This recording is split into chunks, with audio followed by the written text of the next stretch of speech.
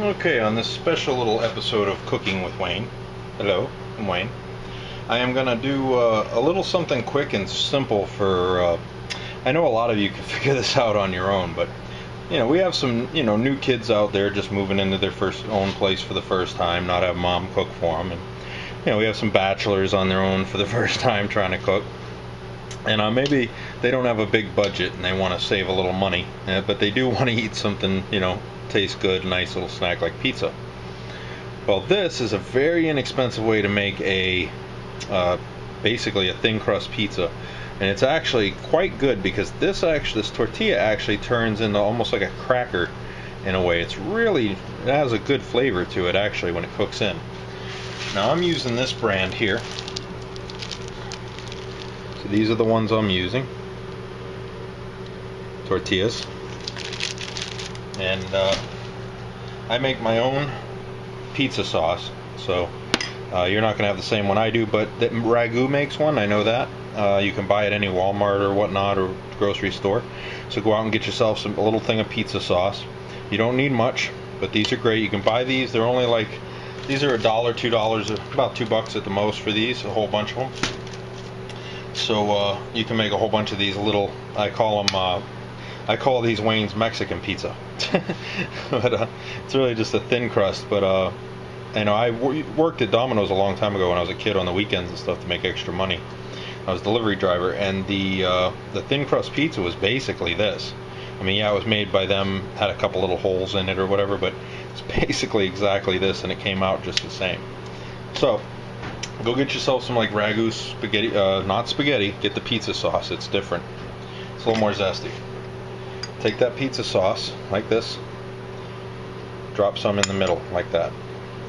Alright, go light at first, don't use too much because you never know how much you're going to need, and it'll move around. So then do this, just circle it around here, I'll move this more in the camera view. Circle it around like this and spread it from the middle out. That way you can get it kind of even. And when you get some heavier spots like this, just push them down to where you want them. You can spin the pan. Another thing is you'll see a lot of pizza pans without holes in them. Those aren't good pizza pans. The best pizza pan for the dough, or whatever base you're using, is whether you're using a tortilla or dough, it's always these ones with holes in them. You see the holes? Without those, this isn't really a pizza pan. And some deep dish people might use one without, but if you want your dough to come out right and be cooked right underneath and not raw underneath and be done right, you gotta have it with holes. So here, and I kind of spread this sauce as close to the edge as you can without having too thick of a thing of it, because you don't want that much of that on the edge, not having any flavor. But I'm gonna tell you now, it's gonna have a nice little crunch to it. It's going to have a really good little flavor. Now I've gone and got some fresh mozzarella, which I have grated myself fresh. Sprinkle a little bit on. Remember, the stuff in the middle, you want to be thinner in the middle because the middle is not going to melt as easy. And then when you're cutting your slices, that's where it's always going to be a pain too, because it's that's right where you got to separate them, and that's where you get that long string that doesn't, rips half the cheese off of your pizza. I'm probably going to put way too much cheese on here. Now, I could have gone out and got fresh mushrooms. I didn't, though. So I just grabbed some jarred stuff that I had, which they worked fine, too. Just take some jarred mushrooms.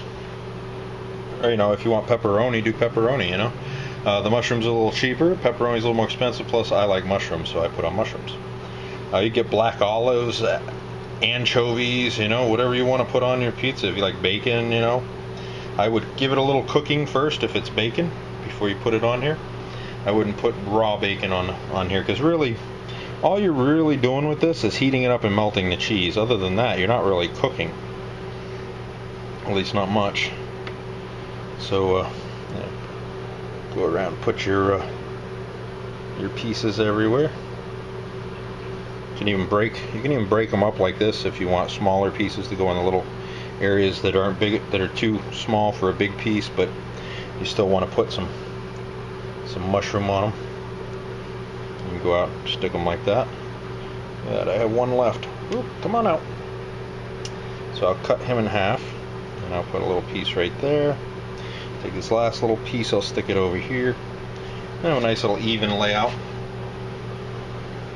Well, I am kind of missing a piece there. Let's slide that a little bit there. Okay, so then take the rest of your cheese. And remember, I know all of you always want like a ton of cheese on your pizza. But one thing is, I can tell you, there is a such thing as too much cheese on a pizza. Now, sprinkle a little in the middle. You know, not a lot, because like I said, the middle is going to be the hardest part to melt. And it's also where you're going to pull your pieces always from. Okay.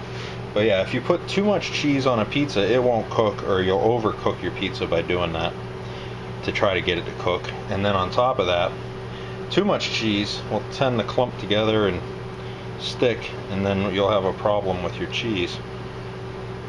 As far as like that thing that happens, no matter how well you cut it, when you rip it up, it's going to re-seam because of the weight back to itself, and then it'll rip off the cheese off the other piece. One other good trick though is to pull your pizza out of the oven, let it cool for a little bit before you cut it. That way you can actually cut the cheese, because the cheese is still hot when you cut it. 9 times out of 10, after you cut the thing, yeah, the bread and everything else will be cut, but the cheese itself will not be cut. What will happen is it'll reattach itself to the other side. Not as good as it was, but it can, and it's still a problem. Yeah, I am actually putting a little too much on this one, but hey, I know what I'm doing. I'm a professional. Alright. Yeah, and put a little bit up on a raise around the edge like this, and try to keep it a little bit away from the edge, because it's actually going to melt and go out that way, and you don't want it running off your pizza. So make a little ridge like I just did around my pizza where the cheese is up, and it'll slide out. You just don't want it going too far out. Okay. Now I hope before you even did this, you had preheated your oven to 400 degrees. Now you can cook even higher than that. In fact, the average pizza oven, you should cook around 510 degrees. Now it takes about 7 to 8 minutes to cook at 510 degrees, but we're not going to go that high. In fact, I want to, when I deal with these thin crusts like this, I don't want to cook them at such high temperature, and I want to leave them in for about 10 minutes.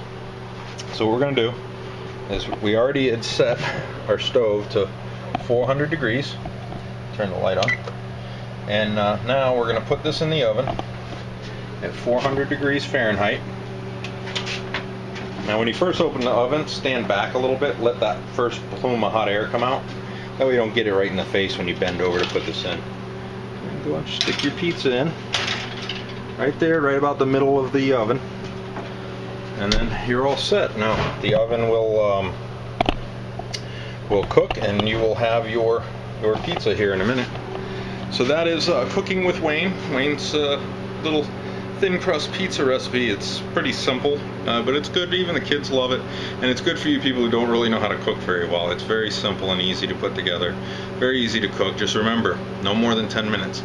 I check it in 7 minutes and see, because you know your oven might be heating a little more or less, but about 7 minutes I'd go and check it, and then check it every couple minutes after that, but not more than 10 minutes, I guarantee you that. So we're going to start now, and okay, so we're going to check it now. Now it's been about 7 minutes, and this one is about done right there. So that's about 7 minutes in. I'd probably check it in 5 minutes, then pull it at 7. Yeah, not even quite 10 minutes at 400. But it's, everybody's oven's a little different, so you know, be careful. When removing it, make sure you get an oven mitt or a pot holder, because it's going to be hot. Okay, that's it. We've done our cooking. Here's our pizza. Now, I just took it out of the oven, so it's piping hot right now. Now, if you notice there's some like water on it, that's not really oil. I'm using a good quality mozzarella cheese, so no oil should leak. If oil's leaking out of your mozzarella like this, then it's a bad mozzarella. This is a good mozzarella, so it's not the mozzarella. What this watery stuff is right here, it's actually from the mushrooms. Now this is why I like to use fresh mushrooms that you slice yourself and put on, because with the canned or jarred mushrooms, I only use jarred, they have a lot of water to them, so when you cook them, they're going to drain. So that's one of the problems of it. These are the mushrooms I use, by the way. You can get these at Walmart. They're cheap, $1 something a jar. I like these better than any of the other brands, but that's just my opinion. But again, like I said, fresh mushrooms should always be used when you're doing pizza. Now, I didn't have really a whole lot of choice with this one. This is just what I happen to have laying around, and I didn't feel like going out and doing anything else. Now, make sure you get your spatula and just go under it a little bit. And you see where the cheese ran over just a little bit right there? That's why we kept it away from the edges. We didn't want it going over. So I made sure it's nice and clear underneath. If you got a non-stick pan like this, it's wonderful. You won't ever have a problem with that. And so now I'm going to let it cool for a few minutes. And once it's cooled, we are going to then cut it. And after, then everything will be ready to eat. So let it cool for a couple of minutes for that cheese to stiffen up just a little bit. Okay, now our pizza has cooled down a little bit, and now we're going to cut it. Now, here's the thing. Not everybody has a pizza wheel like this. This is for actually cutting pizza. So a lot of you don't have this. This is an awesome tool. If you want, go out and get one. A few bucks. It's worth it. And it makes cutting easier. This is good for the home. Now, a slice bar, the ones they use at the pizza shops where they roll, the big one, you don't really need that at a house. This is fine for home use. Now, if you don't have that, I recommend using your chef's knife. Use a big knife like this, and then go like this. Put your tip on one side of the pizza like that, and then press down and roll your knife like that. Roll, cut. Then go to the next slice and roll it back and forth like that, and that'll give you better cuts. And if you don't have that, if you also have a cleaver, you can always use a cleaver and do the same effect, kind of cut it in like that. Alright, but I have a pizza wheel, so I'm going to do it with a pizza wheel. Now, one trick is you can use a fork or a finger or something and hold the edge right here, no matter how hot it is.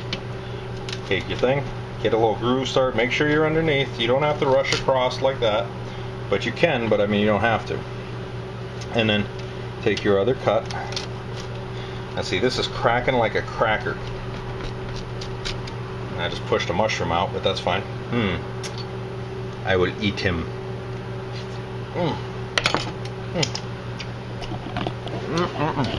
So, wonderful. So this is Wayne telling you can cook little pizzas in your kitchen. It's not going to be the stuff you're ordering from takeout, but hey, it's pretty good for your own little kitchen. It's really cheap. So let's review about how much something like this costs. This little pizza right here, cheese is always going to be the most expensive, but this little crust didn't even cost 10 cents, because when you think of the pack, you're not even paying 10 cents for this. So then that's your dough. Now your mushrooms, $1. I got that whole thing. I could easily cover 4 pizzas, 5 pizzas with this size. Your sauce, that's like $1 for the little jar, maybe $2, $1.50 probably for the little jar at the store, maybe $2. Not much. And if you think that a little jar like that, if you got like the ragu one or whatever, could last for 20 pizzas. So I mean, you're paying like 20 cents for the sauce, $1, 10 cents for the crust. You're paying about, I don't know, 25 cents or so for the mushrooms, and then you add the mozzarella to it. Now the mozzarella I get fresh and I grate it myself. You buy the already done stuff, it's a little more expensive too, and it isn't as good a quality. Get a good quality mozzarella. Spend $5 on a block and it'll last you for at least 10 of these. So in that turn, it's about 50 cents for the cheese. So we'll do 50 cents for cheese, 75 cents, 85, 95. $1.05 is about what one of these just cost to make. $1.05, and it's way higher quality than that $1 frozen piece of crap at the store with no cheese on it. This is a much higher quality pizza compared to that for $1.05. And I don't even think they sell those for $1.05. I think they're $1.10 or more anyway. So there you go. Cooking with Wayne. Hope you enjoyed.